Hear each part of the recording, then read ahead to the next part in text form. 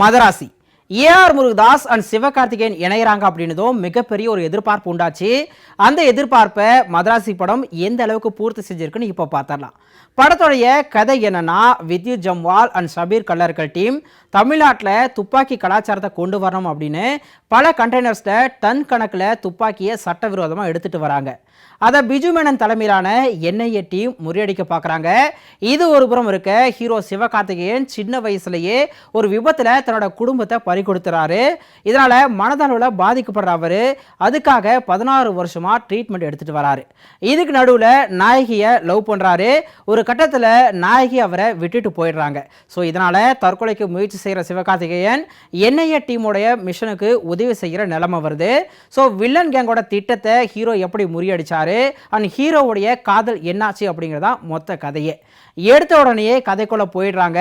நிறைய கண்டெய்னர்ஸ் மூலமா துப்பாக்கிகளை தமிழ்நாட்டுக்குள்ள வரதும் அதை தடுக்க பிஜு மேனன் தலைமையிலான டீம் முயற்சி செய்யறதும்னு படத்தோட ஆரம்பமே அட்டகாசமா இருக்கு.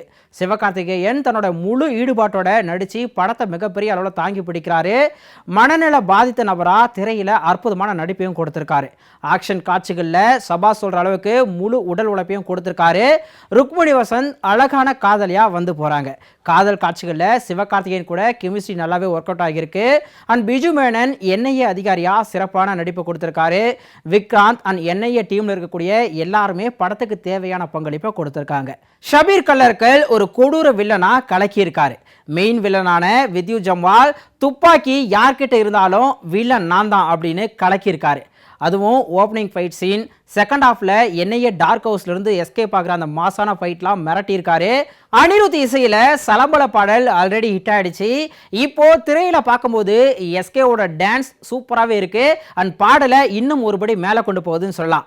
மற்ற பாடல்களும் சரி, பின்னணி இசையும் சரி, படத்துக்கு தேவையான அளவுக்கு சூப்பராக போட்டிருக்காரு அனிருத். அண்ட் சமூகத்தில் ஒருத்தங்க ஆபத்தில் இருக்கும்போது தன்னால் முடிஞ்ச உதவியை செய்யணும் அப்படிங்கிற ஒன்லைனை மையமாக வச்சு அமைதியாக இருக்கிற தமிழ்நாட்டில் துப்பாக்கி கலாச்சாரத்தை கொண்டு வந்து சீரழிக்க நினைக்கிற சிண்டிகேட் அமைப்பை என்ஐஏ கூட சேர்ந்து ஹீரோ எப்படி அழிக்கிறாரு அப்படின்னு ஆக்ஷன் விருது படைச்சிருக்காரு இயக்குனர் ஏஆர் முருகதாஸ். கஜினி படத்தில் ஷார்ட் டைம் மெமரி லாஸை அறிமுகப்படுத்தினவர் இந்த படத்தில் டெலியூஷன் சிண்ட்ரோம் அப்படிங்கிற பிரச்சனையை காட்டியிருக்காரு. அது படத்துக்கு பக்கபலமாகவும் அமைஞ்சிருக்கு. சுதீப் இளமனோட ஒளிப்பதிவு, ஸ்ரீகர் பிரசாத்தோட எடிட்டிங் உட்பட எல்லா தொழில்நுட்ப கலைஞர்களும் முழு ஒத்துழைப்பை கொடுத்துருக்காங்க. குறிப்பாக கேமரா அண்ட் ஸ்டண்ட் ஒர்க்குக்கு ஸ்பெஷல் பாராட்டு சொல்லி ஆகணும். முதல் பாதி பரபரப்பாக போய் அட்டகாசமான இன்டர்வலோட முடிச்சிருக்காங்க.